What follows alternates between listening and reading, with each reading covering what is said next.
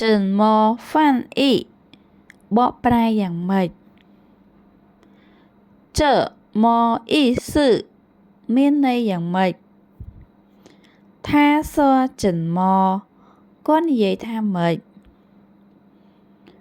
វ៉ាធីងពូតង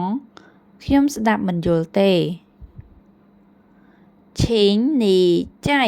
សអ៊ីពៀនសូមអ្នកនិយាយម្ដងទៀតចៃសអ៊ីពៀននិយាយម្ដងទៀតសម៉ាន់អ៊ីទៀននិយាយឲ្យយឺតបន្តិចម៉ាន់អ៊ីទៀនយឺតបន្តិចខွိုက်អ៊ីទៀនលឿនបន្តិចតឹងអ៊ីសាក់តឹងអ៊ីសាក់ចាំបន្តិចពូហៅអ៊ីស៊ឺ